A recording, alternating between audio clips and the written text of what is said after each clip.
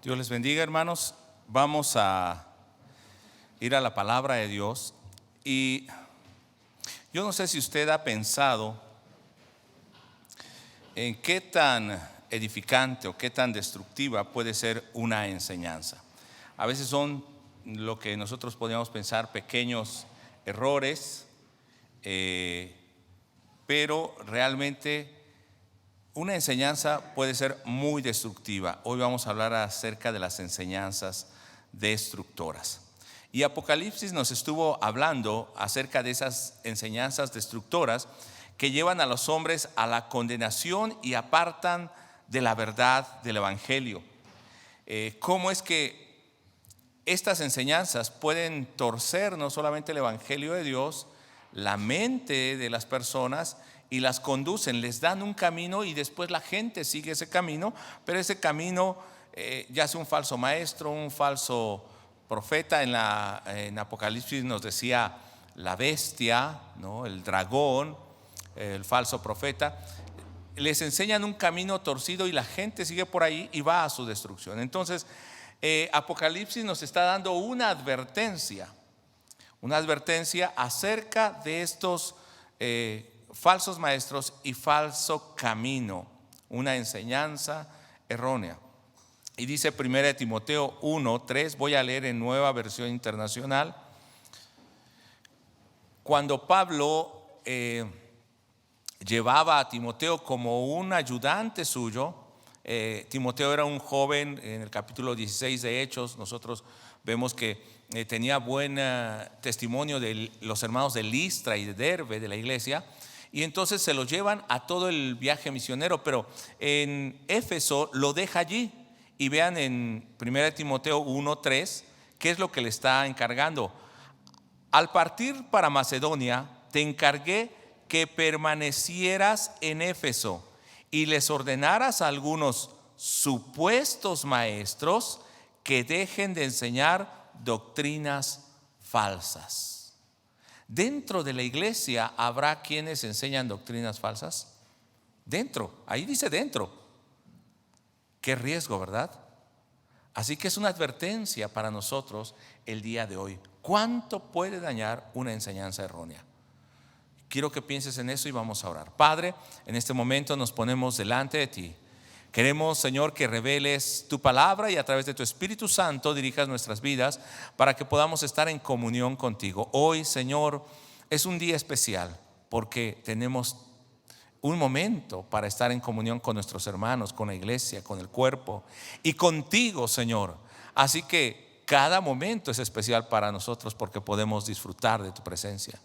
Pero permite que tengamos la madurez, el conocimiento de tu palabra y también, Señor, el poder de tu Espíritu Santo para que no nos dejemos mover de la firmeza, de la verdad del Evangelio, de las escrituras sagradas que tú nos has revelado y que ahora son lámpara y guía en nuestro camino.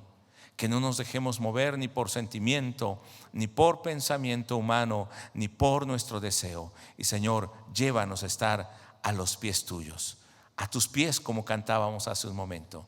Gracias te damos en el nombre de Jesús. Amén. Bueno, entonces les decía cuánto puede dañar esa enseñanza. Y bueno, Apocalipsis nos empieza a hablar, y creo que es un tema en el que muchos han puesto a veces su mirada, que es la marca o el sello de la bestia, el 666 o el anticristo. Y la gente cuando va a Apocalipsis piensa en esto, ¿sí o no? No sé si nada más a alguno le ha pasado así. Pero primero definamos qué es anticristo. Anticristo es el que se opone o está en contra de Cristo, sencillamente. El anticristo no nos dice que sea una persona o una iglesia específicamente, sino es todo aquel que se opone a Cristo. Esto es la raíz etimológica de la palabra, el que está en contra de Cristo. Pero nosotros vemos en Apocalipsis que los primeros que son sellados, y de hecho se habla más en Apocalipsis de los sellados, son aquellos que tienen el sello del Dios vivo, más que de los sellados por la bestia. Y normalmente, ¿en dónde ponemos nuestra atención? En ver quiénes son, cómo es ese sello, si está aquí en la frente o está en la mano. Hubo por ahí un tiempo en el que decían que el Ariel, que el Colgate tenía el sello de la bestia porque habían unos numeritos o porque tenía en su dibujo unas que parecían pestañitas. Después dijeron que el código de barras, después dijeron que el código QR, que las credenciales del lector, que ya nos querían tener controlados. Y bueno, esa es otra cosa, ¿no? Que nos sean controlados. Creo que siempre ha sido de esa manera por los gobiernos. Pero después salió esto de la pandemia y las vacunas, ¿no? Que te iban a inyectar un chip. Y la segunda vacuna es cuando te están poniendo la recarga para tu tiempo aire. No es así, hermanos. ¿Cuántas vacunas han habido durante toda la historia? No está hablando de esto. ¿Por qué? Porque vamos a hablar tal vez de manera somera qué es ese sello, pero no quiero que ponga su atención ahí, sino que la Biblia y en Apocalipsis menciona muchas más veces el sello del Dios vivo. O sea, el sello del Dios vivo, y lo tiene ahí en su pantalla, es opuesto al sello de la bestia o del anticristo. O sea, es un sello contrario. Pero si usted se voltea a ver, ninguno tiene ese sello, ¿no? El sello de Dios. Aquí, ¿qué será ese sello de Dios? Tampoco los que adoran a Satanás tienen el sello de Satanás, ¿o sí? Y por ahí hubieron unos hace tiempo, ¿no? De, ¿cómo se llamaba? La verdadera gracia o creciendo en gracia, que se tatuaban 666, ¿no? Y de hecho su profeta que decía ser el Cristo, el Dios hombre, bueno, ya murió. Y ya surgió ahora su esposa, que también se decía Cristo o se dice Cristo. Pero son falsos profetas. Y ellos decían ese sello y que todos los que fueran verdaderos creyentes iban a poner ese sello, torciendo toda la palabra de Dios. Pero vamos a Apocalipsis 7, versos 2 y 3. Voy a leer ahora en la Biblia de las Américas. Usted tiene la versión 60, pero le estoy leyendo otras versiones para que vea también lo que dice. Creo que bueno, no vamos a poner la palabra acá enfrente porque si no me quitarían la presentación. Dice Apocalipsis 7, versos 2 y 3 en la Biblia de las Américas: y vi a otro ángel que subía de donde sale el sol y que tenía el sello de Dios vivo, el sello del Dios vivo. Y gritó a gran voz a los 4 ángeles a quienes les había concedido hacer daño a la tierra y el mar, diciendo: no hagáis daño ni a la tierra, ni al mar, ni a los árboles, hasta que hayamos puesto un sello en la frente a los siervos de nuestro Dios. De esto ya hablamos hace unas semanas, pero lo que quiero enfatizar aquí es que Dios es el primero que pone ese sello. ¿Y a quién pone ese sello? A sus siervos. Es el sello del Dios vivo. Y contrariamente, ¿qué es lo que hace Satanás? También quiere imitar a Dios y sellar a los suyos. Pero nos dice en el capítulo 9 de Apocalipsis, verso 4, que Dios va a hacer diferencia entre esos que son suyos. Por eso lo selló. ¿Y cómo lo selló? Según Pablo, con el Espíritu Santo. Desde que recibimos, ¿qué dice? Recibimos el sello del Espíritu Santo. Pero ¿usted ve el Espíritu Santo por ahí? ¿En alguna persona el sello? No. ¿Dónde ve eso? En su vida. Lo ve en su vida. Bueno, vamos a Apocalipsis 9:4. Y les dijo que no dañaran la hierba de la tierra, ni ninguna cosa verde, ni ningún árbol, sino solo a los hombres que no tienen el sello de Dios en la frente. Este sello hace diferencia entre los que son de Dios y los que van a recibir el juicio. ¿Usted dónde está, hermano? Y eso lo compartimos cuando vimos el tema, ¿no? También acerca de los sellos. ¿Qué sello tiene en su vida? Bueno, veamos este sello. Nos dice en Apocalipsis capítulo 13, verso 5 al principio, que la bestia sella a los suyos en imitación a Dios. Y se opone a Dios, se opone a su pueblo, y lo que busca es engañar a la gente, a los moradores de la tierra. Apocalipsis 13, verso 5. Y dice: se le dio una boca que hablaba palabras arrogantes y blasfemias. ¿De dónde salía? De su boca, sus palabras, su enseñanza, que es arrogancia y blasfemia. No solamente es lo que enseña, sino es el carácter mismo de la bestia. Y aquellos que escuchan esa enseñanza, ¿qué sello tienen, hermano? Arrogancia y blasfemia. ¿Qué carácter tiene? Arrogancia y blasfemia. ¿Cómo viven? En arrogancia y blasfemando contra Dios. ¿Qué es esto? Maldiciendo contra Dios. Por eso debemos de tener cuidado, porque la palabra de Dios dice que aún de las palabras ociosas, no estoy hablando que solamente sea una mala palabra, pero aún de esas palabras ociosas, dice el Señor que vamos a dar cuentas, porque están revelando el sello que tenemos, la vida que hay en nosotros. ¿A quién adoramos? Eso lo vimos también en Apocalipsis, ¿no? ¿A quién es que estamos adorando? También nos dice en el verso 14, capítulo 13, verso 14, al principio del verso: además, engaña a los moradores de la tierra, habla arrogancia, blasfemia y engaña a la gente. Y luego va a decir por causa de las señales y todo esto. Pero entonces esa enseñanza blasfema de arrogancia se mete entre la gente. El patrón de vida, el modelo de vida de nuestra sociedad, ¿qué es? Éxito, arrogancia, blasfemia. Hasta en la televisión, ¿no? Esto se ve a diario. Y parece ser que el más exitoso es este tipo de personas. Y el mundo venera ese tipo de personas. Tanto que ahora hasta se hace una apología, o sea, una defensa de ese tipo de gente, de los narcotraficantes, de los delincuentes, de los violadores. Y me va a decir que no. Pero si usted llega a escuchar el reggaetón, no lo escuche. Pero donde quiera estar. Si usted llega a escuchar el reggaetón, ¿qué habla? De personas que lastiman a otras, física, sexualmente, emocionalmente. Y esto es lo que el mundo lo tiene como grande. Y hasta le dan un Grammy, ¿no? Digo, no sé si. Y le pagan mucho dinero. Este es el modelo del mundo. Este es el sello de la bestia, el sello de Satanás. Nos dice en el capítulo 13 también, pero el verso 17 y 18, que no solamente es un sello, o sea, no es un sello físico, pero puede ser su marca, su nombre o su sello, que está representando la oposición, el antagonismo a Dios. Y así como el 7 es el número perfecto de Dios, el 6 es el número de hombre. ¿Por qué? Porque el hombre fue creado en el sexto día. Y Dios en el séptimo día, ¿qué hizo? Terminó su obra y reposó. El séptimo habla acerca de la plenitud y el reposo de Dios. Mientras que el 6 habla acerca de la creación, lo físico, el hombre siendo creado.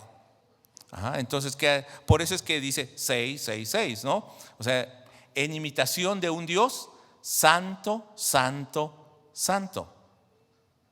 Este hombre que hace, o anticristo, levanta, exalta todo aquello que es humano, carnal. Veamos Apocalipsis entonces 13, verso 17. Dice: y que nadie pueda comprar ni vender, o sea, nadie pueda hacerse rico, tener comercio, sino el que tenga la marca, el nombre de la bestia y el número de su nombre. Estas tres cosas: la marca, el nombre o el número. En otra versión dice la marca, y esa marca lo define como el nombre o número sobre esa persona. Cuando habla de marca o número, es aquello que lo hace distintivo. Así como Dios marcó a los suyos, ¿qué está haciendo la bestia o Satanás? Poniendo su nombre, su número sobre ellos, el número del hombre, la marca que identifica al hombre con Satanás, la arrogancia, la falsa enseñanza. Verso 18: aquí hay sabiduría, el que tiene entendimiento que calcule el número de la bestia, porque el número es de un hombre y su número es 666, 666. Ahora, en Apocalipsis está hablando de aquellos sellados por Dios y los que son sellados por la bestia.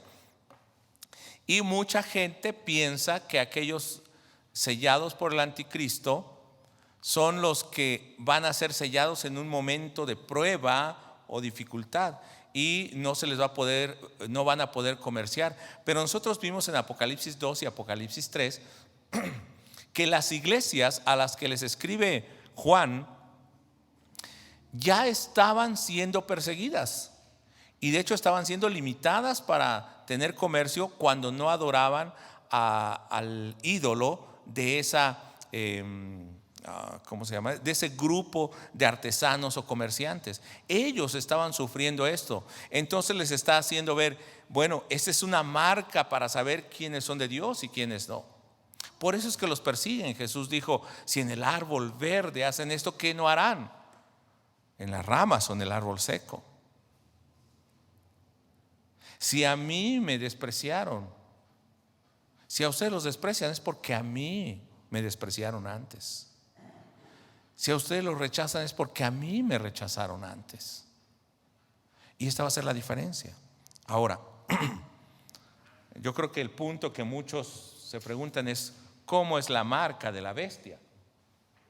Y aquí podemos ver cómo y quién es el anticristo. Y para muchos puede ser un tema atrayente. Y me han estado preguntando sobre este tema, por eso también quise compartirlo, porque desde que empezó la pandemia decían: esto es una forma de sellar del enemigo y establecer el nuevo orden mundial, y van a inyectar, ¿qué decían? No sé qué sustancia, ¿no? Y la gente va a morir antes, o les van a poner un sello ahí, un chip, y eso es la marca de la bestia. Y la gente está aterrorizada por esto. Si usted quiere vacunarse, vacúnese. Si usted no quiere vacunarse, no se vacune, es su decisión. Pero esto no es la marca de la bestia. Veamos ahora cómo es ese anticristo, quién es. Y primero vamos a Primera de Juan, capítulo 2, verso 18. ¿Quién es el anticristo? Y la palabra de Dios nos dice: hijitos, esta es la última hora. Y así como oísteis que el anticristo viene, ¿cuántos oyeron que el anticristo viene? Amén. Sí, lo hemos oído. O sea, yo crecí, más bien nací en una casa pastoral, crecí oyendo esto, y muchas noticias. Unos decían: es que ya se va a construir el cuarto templo en Israel, y por eso ya viene el fin y el anticristo. Pero hermano, ¿dónde dice eso la Biblia? No lo dice. Cuando una mula, son estériles, cuando una mula dé a luz, entonces es el fin. Y muchos andaban con noticias ahí falsas. Tampoco la Biblia dice eso. Son, ¿cómo decir?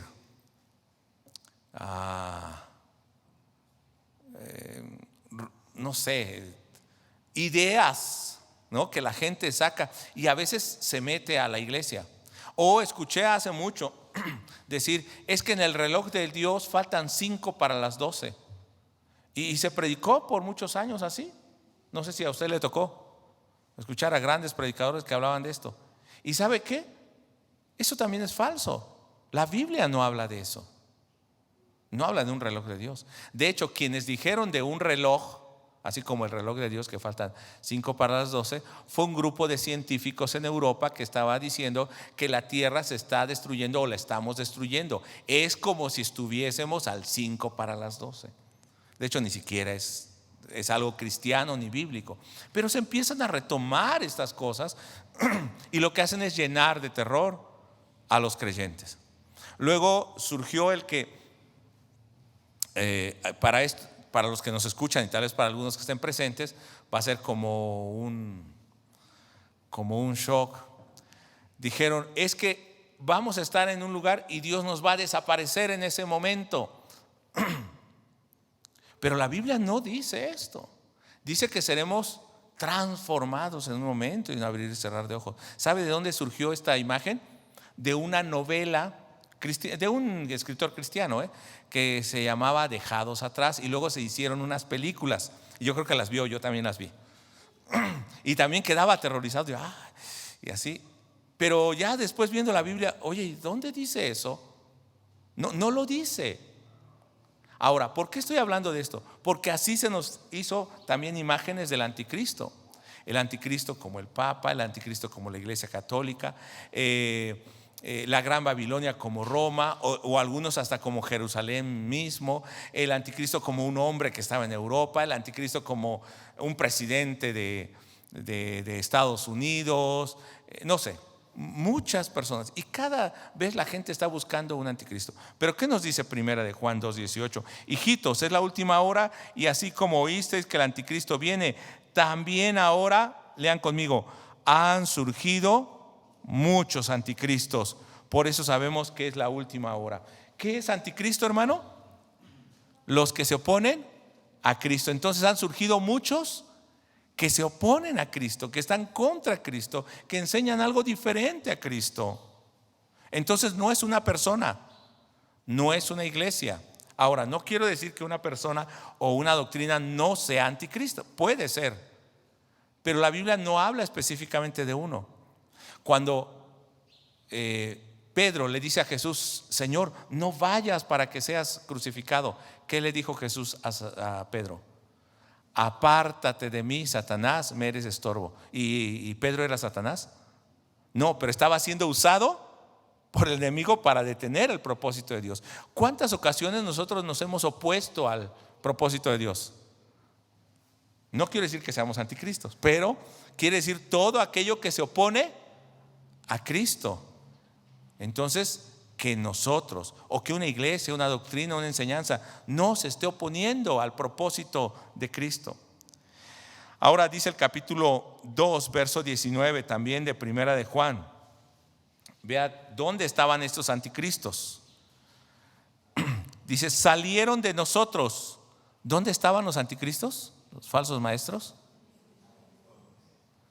Salieron de nosotros, o sea, era alguien dentro de la iglesia, y habla de un plural. Eran varios, salieron de nosotros, pero en realidad no eran de nosotros. Por eso, si hubieran sido de nosotros, habrían permanecido con nosotros. Una característica del anticristo o de los anticristos es que son muchos. Puede ser que estaban dentro de una iglesia, pero salieron porque no permanecieron firmes.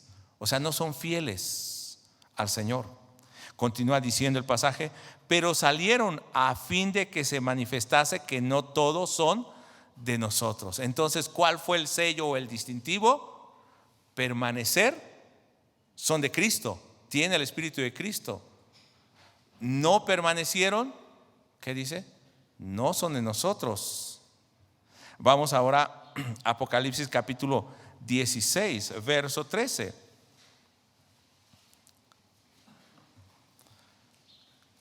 13 y 14. Dice que esta falsa enseñanza, hace rato también tocamos este punto, de su boca salían esas enseñanzas. Verso 13: y vi salir de la boca del dragón y de la boca de la bestia y de la boca del falso profeta a 3 espíritus inmundos semejantes a ranas. Y utiliza esta imagen de ranas recordando las plagas de Egipto, como la maldición, ¿no?, de Egipto.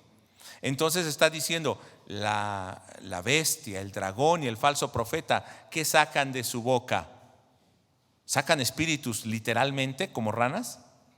No, antes nos había dicho también en Apocalipsis que enseñaban y trastornaban al mundo, o sea, engañan al mundo. Y esto es como un espíritu que trae plaga, castigo. Verso 14: pues son espíritus de demonios que hacen señales, los cuales van a los reyes de todo el mundo a reunirlos para la batalla y el gran día del Dios Todopoderoso.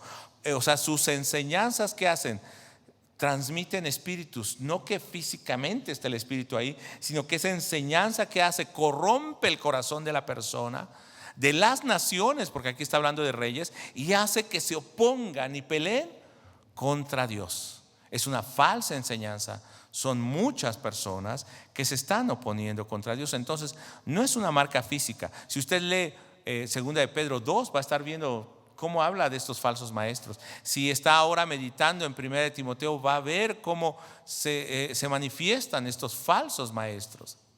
Aún Pablo luchó contra ellos porque dice que se estaban metiendo dentro de la iglesia en Gálatas. Recuerde cómo se metían y enseñaban cosas diferentes.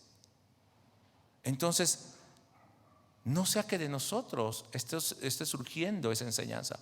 Por eso la responsabilidad del hermano Víctor, lo mencionaba el viernes, es que cada uno de nosotros con la palabra de Dios vea que lo que yo estoy enseñando no solo esté en la Biblia, porque puede estar en la Biblia, sino que esté de acuerdo a toda la enseñanza de la Biblia.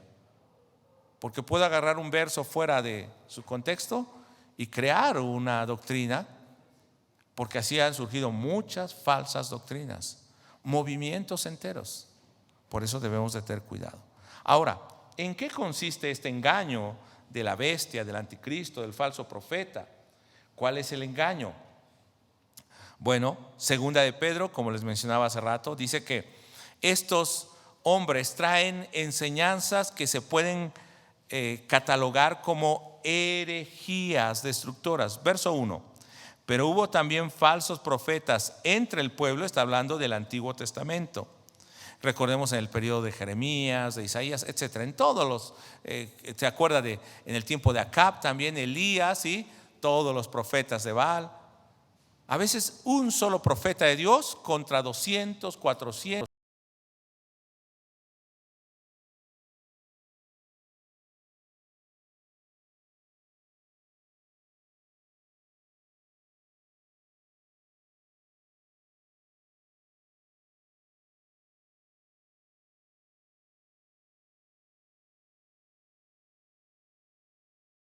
¿Prende?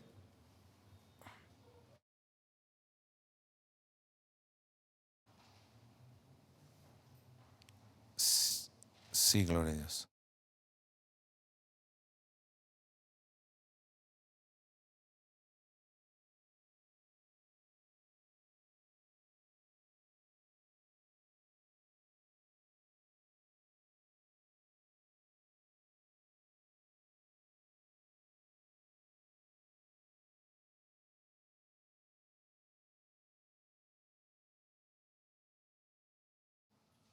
Sí, gloria a Dios.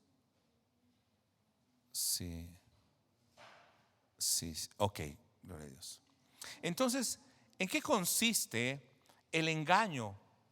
Bueno, son falsos maestros. ¿Y se acuerda de dónde venía la enseñanza? Del dragón, de la bestia, del falso profeta enviado por Satanás. O sea, es Satanás mismo, y lo muestra de estas tres maneras: como un falso profeta, como una bestia, como un dragón. La imagen que tenían los judíos de Satanás, la imagen que tenían ellos del Antiguo Testamento, de los gobiernos o los imperios luchando contra el pueblo de Dios, y los falsos profetas.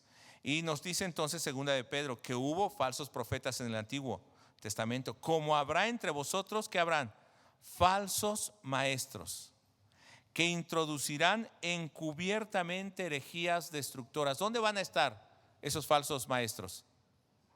Entre nosotros. ¿Y su enseñanza va a ser fácilmente reconocible? Dice que no, que van a introducir encubiertamente herejías. O sea, hablan de verdad y luego introducen una mentira. Hablan del evangelio y luego tuercen la doctrina. Hablan de la Biblia y a veces sacan un versículo. Digo, a veces sacan un versículo, porque hay quienes ni siquiera un versículo hablan de la palabra de Dios y se pasan hablando una hora de sus experiencias, de que son exitosos, que son poderosos. Tú puedes, tú eres un campeón. Este virus no va a llegar aquí a México. Bueno, ellos decían Estados Unidos, ¿no? Y están engañando al mundo, y la gente, ¿qué es lo que quiere oír? Eso quiere oír. Pero cuando la palabra de Dios dice arrepiéntete, eso no me es tan agradable y la gente no lo quiere oír. Pero este falso profeta o falsos maestros dice que introducen herejías, y yo le puse ahí para que usted vea qué significa herejía en griego. Eirexis es la palabra, o jaresis, que quiere decir en lugar de la palabra verdadera del evangelio, ellos que establecen una elección. Bueno, la Biblia dice esto, pero tú puedes elegir por aquí. Establecen una alternativa a esa verdad o una desunión. O sea, bueno, esto es lo que dice la Biblia, sí, pero eso yo no lo creo. No sé si ha escuchado a personas que dicen, yo no creo en un Dios que juzgue. Pero la Biblia dice que Dios juzga. Ah, sí, pero mi Dios no es así. Ah, bueno, es cierto, tu Dios no es así porque no es el Dios de la Biblia. Es otro Dios. Yo creo en un Dios que me sana. ¿Cuántos creen en un Dios que sana? Amén. Y Dios sana. Dios sana. Pero a veces decimos, yo creo que Dios tiene que sanarme y Él no puede permitir que estemos enfermos. Pero Dios no permitió que Pablo estuviese enfermo, que Job pasara por pruebas y estuviese enfermo. Sí, pero es algo que no nos gusta de Dios. Pero ese es el Dios de la Biblia. Por eso cuando dice que es una herejía, puede ser secretamente, sutilmente o de manera disfrazada, que nos otorga una elección diferente al Evangelio, una alternativa. No es necesario que vivas así el Evangelio. También puedes hacer esto, no hay tanto problema. ¿Qué me está dando? Una elección. Está desviando. ¿Cuántos vieron en las Olimpiadas tiro con arco? Y casi ganamos otras medallas en tiro con arco. ¿Qué fue lo que falló? ¿Qué falló, hermanos?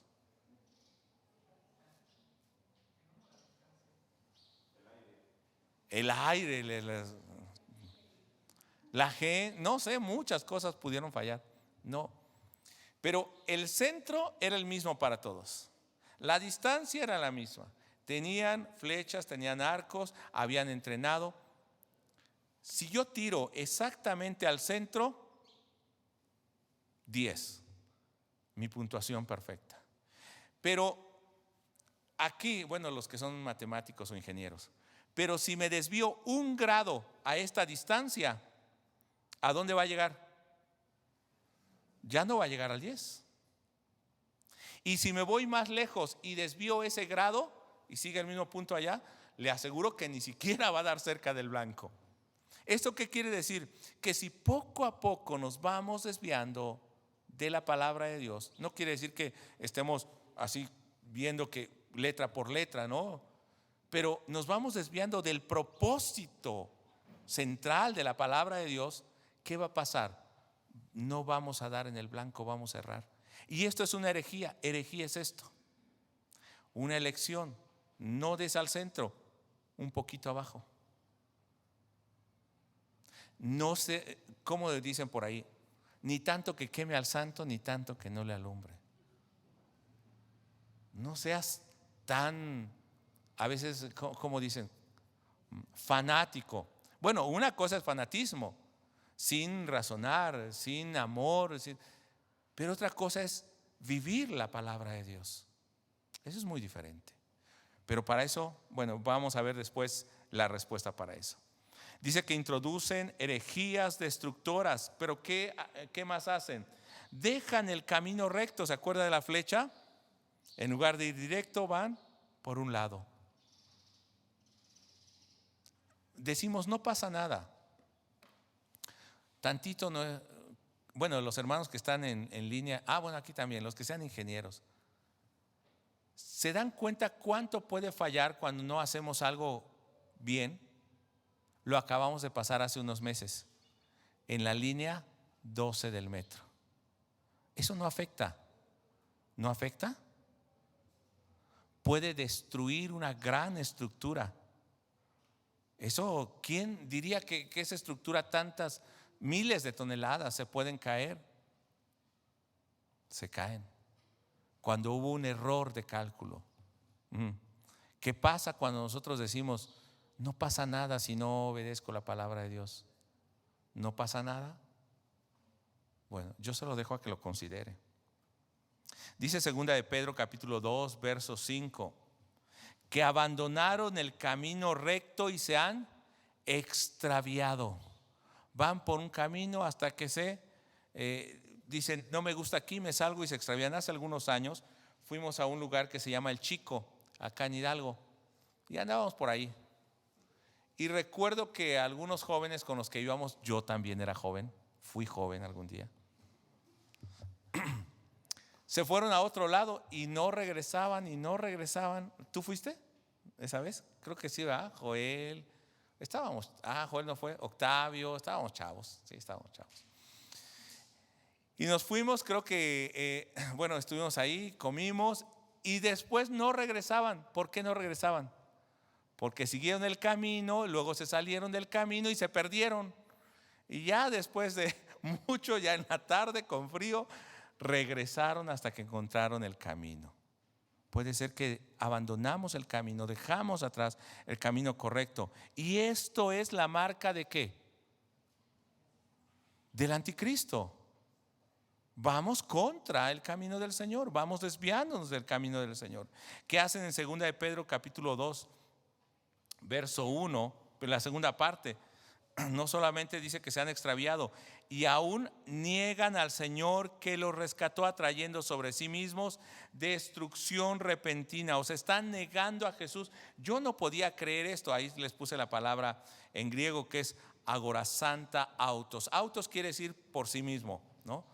Y agorazanta es un aoristo, tercera persona plural. ¿Y por qué le digo esto?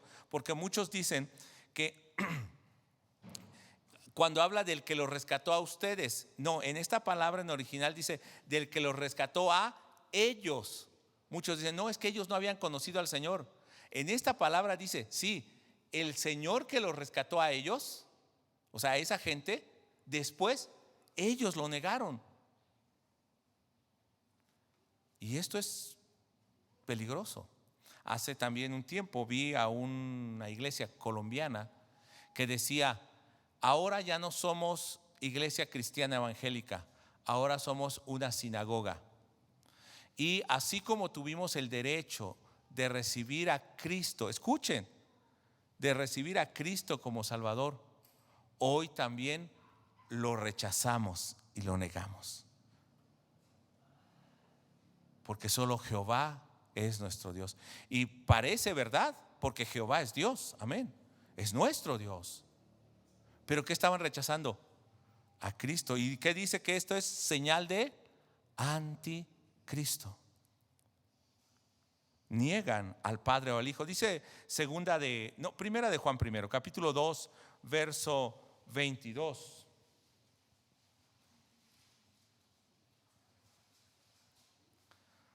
¿Ya lo tiene?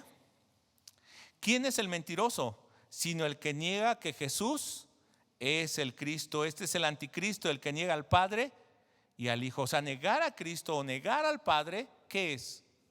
Ser anticristo. Hay quienes niegan al Padre también, o niegan a Cristo. Esto es ser anticristo. Y negar a Cristo es negar la obra salvífica de Cristo. Es negar la obra de Dios. Segunda de Juan, en su verso 7, voy a leer en Reina Valera actualizada. Dice de esta manera, porque muchos engañadores han salido por el mundo. Recuerda que esto es la característica de Satanás y del anticristo. Muchos engañadores han salido por el mundo que no confiesan que Jesucristo ha venido en carne.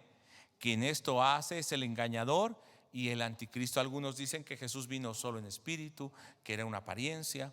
Pero Primera de Corintios 15, no lo voy a leer porque es todo el capítulo. Primera de Corintios 15 nos dice que Jesucristo vino en carne. Y si Él no hubiese venido en carne, no hubiera muerto y no hubiese resucitado físicamente, vana sería nuestra fe y aún estaríamos muertos en nuestros delitos y pecados. Y en el verso 20 dice, mas ahora Cristo ha resucitado de los muertos, primicia de los que durmieron es hecho. ¿Por qué era importante que viniera en carne? Para redimirnos del pecado en la carne, nos dice también Romanos. Hermano, entonces negar esa obra de Cristo es negar nuestra salvación, es negar la misericordia, la gracia de Dios. Y esto, ¿cómo le llama Juan? Anticristo, es un engaño del anticristo. También dice la palabra de Dios que el anticristo trae enseñanzas mentirosas, atrayentes, usa palabras acomodadas o artificiosas, artificiales, que se escuchan bien. No vamos a entrar en detalle, pero ¿No ha escuchado doctrinas así? Y a veces estas doctrinas, mire, no estaría la iglesia así, bueno, o no tenemos ese templo de este tamaño si predicáramos eso. Posiblemente estaría un templo enorme y muchos dicen, bueno, es que en esa cantidad debe haber más salvos. Hermano, no es por cantidad,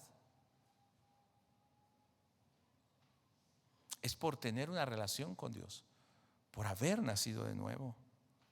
Y a veces no quieren hablar directamente la palabra de Dios porque puede ser ofensiva. Y dice un predicador, si la gente ha ofendido tanto tiempo a Dios, que no pueda escuchar una palabra que le ofende un momento, pero que le lleve al arrepentimiento. Nos dice entonces la palabra de Dios en 2 de Juan verso 7, porque muchos engañadores han salido por el mundo que no confiesan que Jesucristo ha venido en carne. Este es el anticristo. Y ahora en el capítulo 2 de 2 de Pedro, que estos engañadores que hacen en el verso 3, y por avaricia harán mercadería de ustedes con palabras fingidas. Y estoy uniendo estas dos ideas. ¿Por qué? Porque están engañando, niegan a Cristo. ¿Y dónde está su interés? En el dinero, y lo hacen con palabras fingidas. La teología de la prosperidad, pague por sufrir. Perdón que mencione ciertos nombres, pero no podemos engañar. Esto es mentira.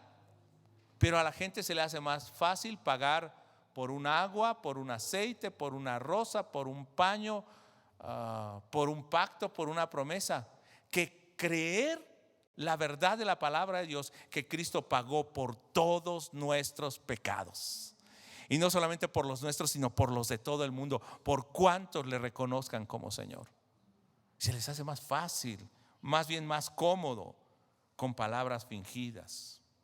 También esta gente, entonces, como no está de acuerdo a seguir la verdad del Señor, siguen sus propios deseos, el deseo de su carne, de sus concupiscencias. Hay libertinaje y además seducen a otros. Mira, ven, aquí sí lo puedes hacer.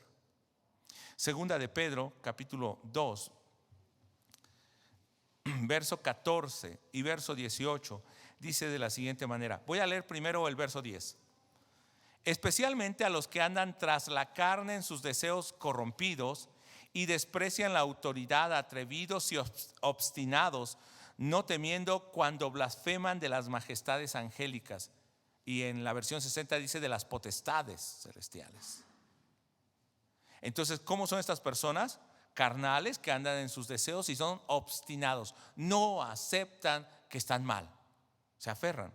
Verso 14, tienen los ojos llenos de adulterio y nunca cesan de pecar. Que tienen lascivia, deseos sexuales incontrolables. Luego, ¿qué dice el verso 14? Seducen a las almas inestables y tienen un corazón ejercitado a la avaricia. Son hijos de maldición. Verso 18. Pues hablando con arrogancia y vanidad, seducen mediante deseos carnales por sensualidad.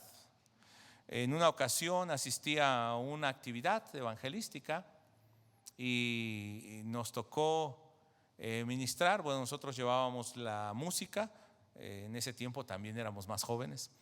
En ese tiempo cantaba en el grupo y iba Joel, iba Roberto, Juan Samaniego, creo, y no sé quién más, Jorge. Y estábamos ministrando ahí y luego pasó un grupo de una iglesia y decía, un grupo que hacía coreografías, y nosotros cuando vimos nos quedamos así. Esa es una manera de evangelizar. Y luego le preguntan a la líder de ese grupo, bueno, ¿y ustedes por qué hacen esto? Bueno, es para que la gente del mundo y los jóvenes vean que también nosotros nos sabemos divertir. Qué buen evangelio, ¿no? O sea, no habla de salvación, no habla de Cristo. Tú te diviertes, yo también. ¿Y saben qué era lo que hacían sus coreografías? Salsa. Y bailaban y con shortcitos, igual que el mundo. ¿Qué están haciendo? Seduciendo. Y déjeme decirle que yo conocí esa iglesia y era una iglesia pequeña. Puede ser que más pequeña que la de nosotros. Ahora tiene más de 1,500 personas. Ah, claro, porque eso atrae, porque eso es sensual, pero no habla de la palabra de Dios. Además dice 2 de Pedro 2:19 al principio del verso, que son personas que están buscando, 2:13 primero, 2:13. Recibieron el justo pago de su injusticia. Su concepto de placer es entregarse a las pasiones desenfrenadas en pleno día, dice en esta versión, Nueva Versión Internacional. O sea, su concepto es goza de todo. ¿A poco hay quienes predican esto? No lo creía, pero ahora en la pandemia estuve escuchando por ahí YouTube algunos y dije, wow, qué torcido está este mundo y qué torcidos están los que enseñan la palabra de Dios. Por eso la iglesia del Señor está así. Ahora sí, el capítulo 2, verso 19. Además de esto, son gente que no quiere dejar su forma de vida. Les prometen libertad, mientras que ellos mismos son esclavos de corrupción, pues uno es esclavo de aquello de lo que es vencido. Entonces, este es el sello del anticristo, es el sello de la bestia, y de esta manera sella a los suyos. No es algo físico, no es una persona. ¿Cuántos dentro de la iglesia? Y va a decir, es que esa iglesia es hermano. No, yo estoy hablando de nosotros, hermano. No tenemos por qué juzgar a los otros. Estoy hablando de nosotros, aquí, nosotros, yo. ¿Cuántos de nosotros, siendo creyentes, estando en la iglesia, estamos buscando estas cosas? Va a decir, no, hermano. Bueno, voy a hablar de un catalizador. Lo que usted sube en sus redes sociales, lo que usted comparte, es lo que usted está pensando y está mostrando al mundo, pero es lo que tiene dentro. Facebook, Instagram, no sé, tantas redes sociales. Lo que usted pone, eso está manifestando lo que usted tiene. No es necesario que diga o que alguien le juzgue. Usted mismo está diciendo que tiene. Vamos terminando en esta hora y vamos concluyendo, porque parece ser que no escuché ningún amén el día de hoy. En los domingos anteriores había más gozo, hoy hay menos gozo. Espero que allá en casa también a los hermanos, ellos sí tengan gozo. ¿Usted tiene gozo, hermano? Bueno, no se enoje conmigo. Esto dice la palabra de Dios, entonces enójese con Dios. ¿Para qué lo escribió así? Si no, yo no lo hubiera leído. Bueno, vamos concluyendo entonces.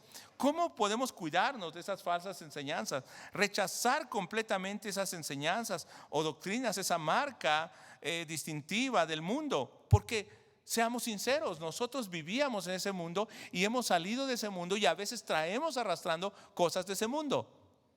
No podemos decir, yo soy perfecto, nunca he hecho nada de esas cosas. No, a veces veníamos con eso o a veces todavía tenemos algo de esto. Vamos a 1 de Timoteo capítulo 4 verso 1 al 3 y dice, voy a leer en Nueva Traducción Viviente, ahora otra versión. Ahora bien, el Espíritu Santo nos dice claramente que en los últimos tiempos algunos se apartarán de la fe verdadera, siguiendo espíritus engañosos. ¿Ya se da cuenta cuál es la diferencia? Y enseñanzas que provienen de demonios. ¿Se acuerda que esto era lo que hacía la bestia y Satanás?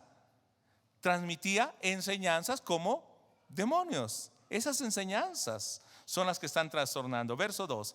Estas personas son hipócritas y mentirosas y tienen muerta la conciencia. Esos falsos maestros que por riquezas, ¿qué hacen? Enseñan sabiendo que está mal lo que dicen, como si fuera verdad. Verso 3. Dirán que está mal casarse y que está mal comer determinados alimentos, y luego va a dar una serie de cosas. Todo esto van a enseñar. Pero entonces lo que Pablo le exige o le reclama a la iglesia o a Timoteo es que no se deje engañar de eso y cuide que no se enseñen estas cosas extrañas y raras en la iglesia. 1 de Timoteo capítulo 1 verso 3. Como te rogué, o sea, te pedí con todo mi corazón al partir para Macedonia que te quedaras en Éfeso para que instruyeras a algunos que no enseñaran doctrinas extrañas. Ahora este es el deber de nosotros, los maestros, los pastores, de usted, hermano, cuidar de que nadie enseñe esas doctrinas torcidas. Gálatas capítulo 1, versos 6 al 9 dice: me maravillo de que tan pronto hayáis abandonado al que os llamó por la gracia de Cristo para seguir un evangelio diferente. Estoy leyendo en la Biblia de las Américas.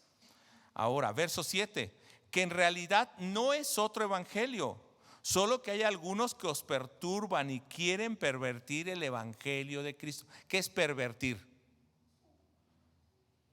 En pocas palabras, echarlo a perder. ¿Cómo? Darle otra forma, destruir el evangelio de Cristo. Verso 8, pero si aún nosotros o un ángel del cielo os anunciara otro evangelio contrario al que os hemos anunciado, sea anatema. La palabra anatema significa maldito o reciba condenación. Verso 9, como hemos dicho antes, también repito ahora, si alguno anuncia os anuncia un evangelio contrario al que recibiste, sea anatema. Entonces, ¿qué es lo que debemos de cuidar? Bueno, ¿cómo rechazar esas enseñanzas? Primero, conociendo bien la palabra de verdad, la palabra de Dios. ¿Quieres saber cuál es una falsa enseñanza? Conozca bien la palabra de Dios. Medite diariamente la palabra de Dios. Además, no se deje engañar cuando vea mentiras acerca de la Biblia en enseñanzas torcidas. No se deje engañar, ni siga escuchando esas enseñanzas torcidas. Ahora, ¿te acuerdas, Joel, cómo se llamaba ese otro nuevo que salió de aquí de México? Uno que tiene la greña hasta acá, que ahora es Dios hombre. Jonathan Mesa, ¿no? Y tuerce la palabra de Dios, y ahora lo adoran a él. La misma gente lo adora a él. ¿Se da cuenta? También, ¿qué tiene que hacer? Rechazar palabras suaves o acomodadas a nuestro deseo. Cuando usted escuche que todo está para bien, que usted se siente cómodo con esa palabra, nada le ofende, tenga cuidado, porque puede ser que le estoy diciendo: mira, hermano, todo va bien, con que tú ofrendes puedes vivir en pecado y no hay problema. ¿Qué estoy haciendo? Torciendo, adulando su oído. Eso no es correcto. O, ay, hermano, todo te va a salir bien y puras bendiciones vas a tener. ¿Dónde dice la Biblia esto? ¿No dice que vamos a ser probados? Y en Apocalipsis vimos que hasta podemos ser muertos por causa del evangelio. Ahora, Cristo no quiere que siempre estemos sufriendo, sino también seremos probados para recibir la recompensa del Señor, la vida eterna. También debemos estar dispuestos a aceptar el evangelio puro de Dios, que no nos pese, no nos duela, aunque a veces nos ofenda y que vaya en contra de nuestro deseo. ¿A cuánto les gusta ir al dentista? Levanten bien su mano. ¿Por qué va al dentista? Porque ya le duele una muela. Pero si hubiese ido al dentista antes de que le doliera, igual evita el dolor. Pero cuando nos duele mucho, no importa que me duele, pero sáqueme esa muela. No importa que me duela, pero cúreme esa muela. Cuando vayamos a la palabra de Dios: Señor, no importa que me duela, pero limpia mi corazón, hazme a tu imagen. Y finalmente, vuélvase al Señor, que nos puede rescatar de todo mal, de todo pecado. Termino leyendo un pasaje en la palabra de Dios que está en 1 Timoteo capítulo 1, verso 15. ¿Cuánto puede afectar una enseñanza correcta o una enseñanza incorrecta? La enseñanza torcida puede afectar llevándonos a condenación, pero la enseñanza correcta nos lleva a vida eterna. Dice 1 Timoteo 1, verso 15: palabra fiel y digna de ser recibida por todos. Esta es la palabra verdadera que afecta para vida eterna. Que Cristo Jesús vino al mundo para salvar a los pecadores, de los cuales yo soy el primero. El evangelio habla acerca de arrepentimiento y de salvación, no en la gente, primero en mí. Verso 13: habiendo yo sido antes blasfemo, perseguidor e injuriador, ¿no era enemigo? Sí, mas fui recibido a misericordia porque lo hice por ignorancia e incredulidad. Pudimos haber vivido de esta manera, pero ahora el Señor nos recibe en su misericordia. Verso 16.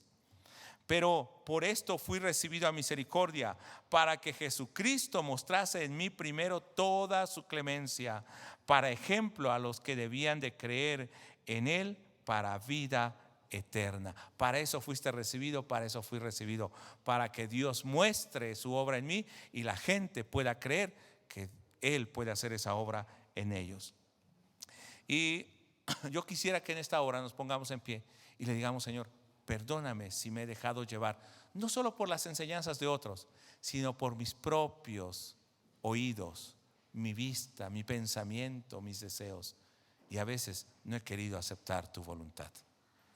Quita ese sello del enemigo y pone el sello de tu Espíritu Santo, que es vivir en obediencia, en la plenitud tuya, en el gozo con tu gobierno. Oremos. Padre, en esta hora estamos delante de ti y nos gozamos por nuestros hermanos. Cada uno de los que estamos aquí hemos recibido tu palabra. Tal vez para algunos nos ha sido fuerte. Primero fue para mí cuando la preparaba, pero también, Señor, eso me reta cada día a tener cuidado en lo que leo, en lo que veo, en lo que escucho, en lo que comparto, para que, Señor, tu iglesia sea edificada, no se vaya por un camino erróneo, y para que también sea para vida eterna. Así como dice Efesios capítulo 4, que ha constituido pastores, evangelistas y maestros a fin de perfeccionar a esos santos para la obra del ministerio. Que ahora, Señor, cada uno de mis hermanos sea retado a vivir como ese pueblo tuyo, mostrando el sello del Dios vivo en sus vidas, que no es algo físico, pero es una forma de vida transformada a tu imagen.